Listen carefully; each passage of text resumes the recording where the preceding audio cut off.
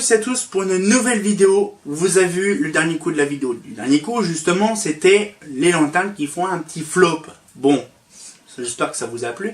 Donc là, aujourd'hui, nous allons parler d'un luminaire. Plutôt pas d'un luminaire, mais plutôt d'une rocade.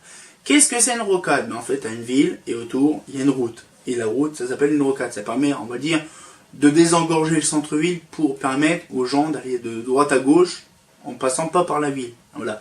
Et donc du coup on va parler de quelques rocades en question qu'on connaît très bien, la rocade d'Abbeville, la rocade d'Amiens, la rocade de Bordeaux et la rocade de Paris.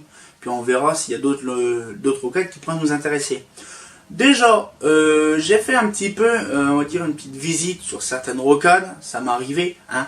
Sauf qu'il y a aussi d'autres personnes qui ont été dessus pour voir un peu ce qu'il y avait comme lanterne. Et donc du coup je me suis fixé à peu près de ce qu'il y a un peu comme lanterne sur les rocades. Ça arrive que des fois on trouve des lanternes très intéressantes ou les trucs les plus basiques. Voilà.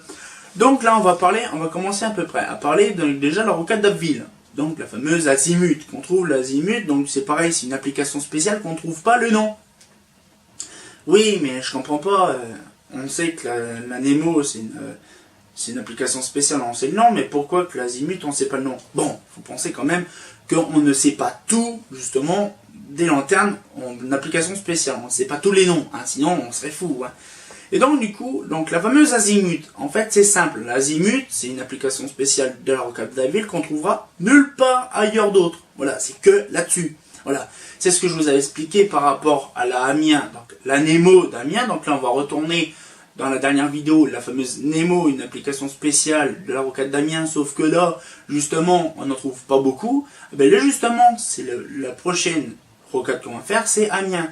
Mais Amiens, c'est une rocade qui a été conçue dans les années 80, genre à peu près comme Abbeville, sauf qu'on va dire, il y a beaucoup de rocades où il y a justement des lanternes Mazda. Ça arrive des fois qu'il y a des exceptions, mais généralement, c'est Mazda. Donc déjà, la rocade d'Abbeville, c'est Mazda.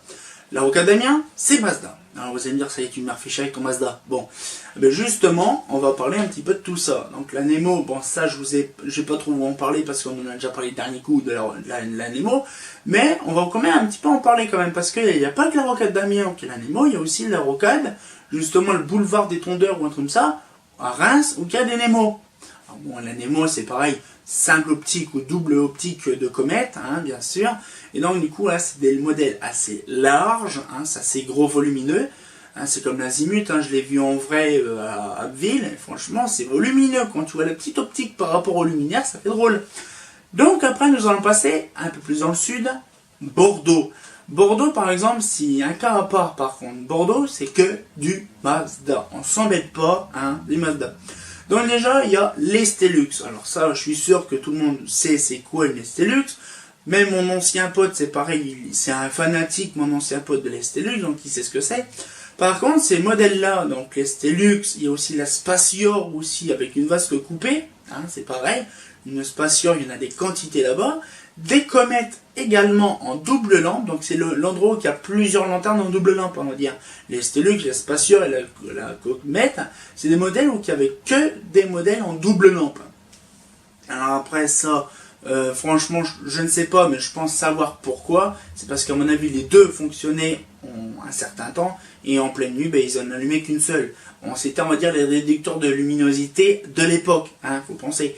Le truc, c'est que c'est pareil, la rocade de Bordeaux date de début 70, milieu 70, fin 70 plutôt. Et donc, du coup, ce qui fait, c'est que justement, on trouve beaucoup d'Estelux à l'époque. Il y a même des Estelux, apparemment, c'est mon ancien pote qui me l'avait dit, qui s'installaient jusqu'en 90. Vous voyez un peu le truc.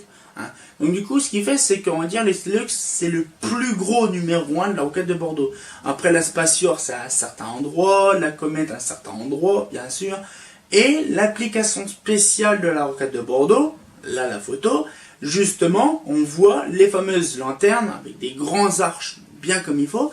C'est des applications spéciales fabriquées par Arc Industries. Justement, c'est des modèles qui sont en fibre de verre et qui sont énormément grands pour le truc. Hein. Et donc, je crois que c'est à chaque changement, les trucs se rabaissent ou ils se augmentent. Je sais plus c'est lesquels trucs. Et donc, du coup, là, ça donne, on va dire, une pureté, une légèreté de la rocade. Alors, je me rappelle plus trop ce que mon ancien pote m'avait raconté à l'époque.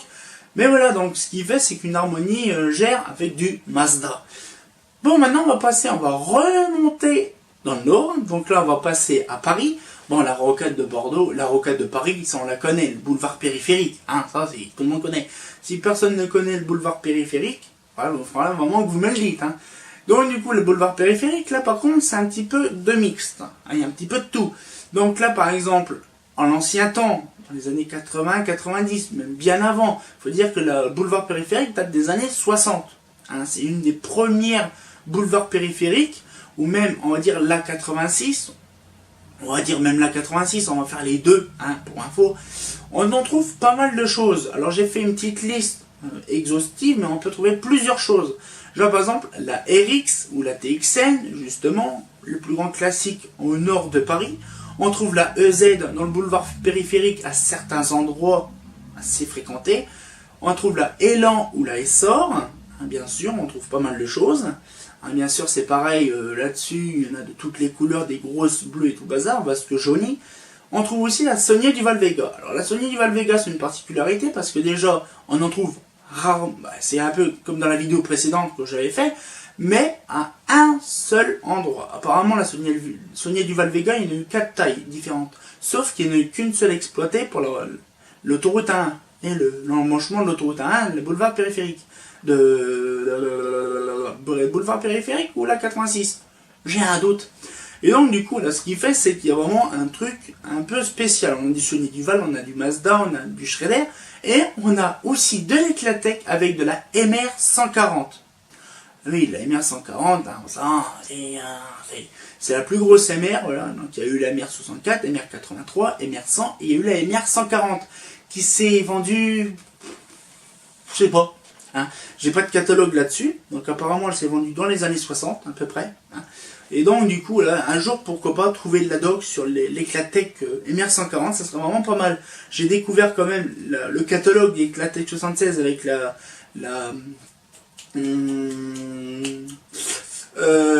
steak, justement la steak double lampe. Donc du coup voilà, c'est un luminaire que j'ai découvert par rapport à la boulevard de Reims. Donc du coup là, ce qu'il fait, c'est qu'on trouve des trucs intéressants. Donc peut-être que je trouverai dans un catalogue des années 60 chez Eclatec, et pourquoi pas voir donc les références, les photos, les machins, tout ça. Après nous avons quelques raretés. Bon, j'ai pas mis les photos, hein, qui sont là-dessus, mais pas mal de photos de lanternes différentes qu'on trouve. On trouve de la RHC aussi, on trouve de la Z, hein, de la Z2, tout ça dans la rocade, et dans le boulevard périphérique. Après, on a aussi d'autres luminaires que vraiment, on dirait, là actuellement maintenant, il y a de la Saphir, il y a de la Onyx, il y a de la... alors je confonds la Schrader Furio ou de la Falco, il y a un petit peu de tout, hein, maintenant, ça y est, dans les années 90. Et maintenant, on retourne quelques années plus tard, et là, justement, on trouve maintenant des luminaires LED. Alors ça, les luminaires LED, c'est une fourberie. Bon là, je parle un petit peu un peu loin dans le truc, mais il faut penser quand même que l'éclairage public de la rocade de Paris, dans le boulevard périphérique, fonctionne toujours, quelques années quand même, depuis tant d'années, ça fonctionne toujours. Ils n'ont pas le choix parce que c'est tellement coupe-gorge là-dedans.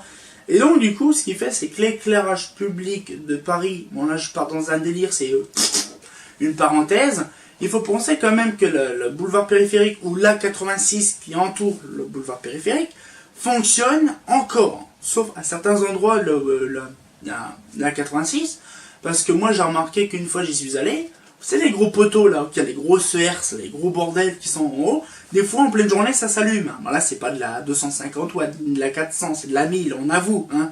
C'est de la 1000 watts carrément qui fonctionne. Hein. Et franchement, quand on voit le boulevard périphérique, la quantité de luminaires qu'il y a, mais en sodium impressionnant, genre là, rien que déjà on trouve des fois double Aztec, hein, double Aztec 2100, 2 fois SHP 400, 400, 400, 800, 800, 800, 1600 watts par tête de mât. Et il y en a une centaine à peu près. Hein. Vous voyez un peu le calcul. Donc du coup, ce qu'il fait, c'est que voilà, il y a beaucoup de lanternes, on va dire dans le boulevard périphérique, rétrocédées sur un seul endroit, quoi. Bon, là, on va arrêter un peu de refaire la parenthèse qui est comme ça, comme d'habitude, hein, on ne change pas. Et on va redescendre dans le sud, et là on va parler d'un luminaire en question de la rocade de Lyon, et oui parce qu'il y a aussi Lyon quand même qu'on va parler aussi, hein. Et la rocade de Lyon, par contre, elle est spéciale. J'ai un petit peu fait gaffe, un petit peu comment c'était là-haut à Lyon. J'ai passé quelques endroits de temps en temps. Et j'ai remarqué qu'il y a quand même pas mal, mais vraiment pas mal, de Mazda aussi. Bon, il faut penser quand même que Mazda, c'est aussi à Lyon, à Miribel et compagnie. Non, du coup, j'ai un peu calculé, il n'y a que du Mazda Modula. Hein. Ça, c'est un grand classique du Mazda Modula.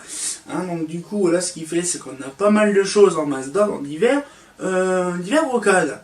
Alors, pourquoi on s'obstine justement à avoir du Mazda un petit peu partout?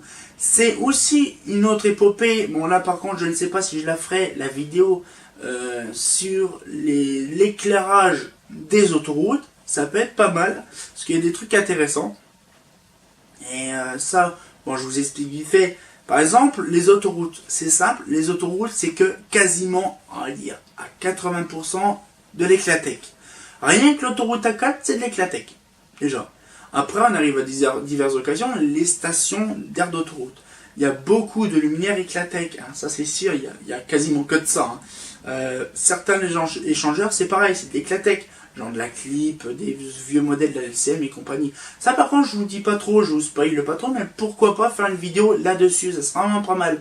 Et donc comme je vous disais, donc, du Mazda il y en a partout, surtout les rocades, à part bien sûr Paris. Hein. Paris c'est, on va dire, le E c'est le truc le plus what the fuck. Ah j'ai oublié aussi, un luminaire aussi qui a été pas mal mis dessus, c'est la lanterne BBT KJ1000, hein, la AJ700 aussi.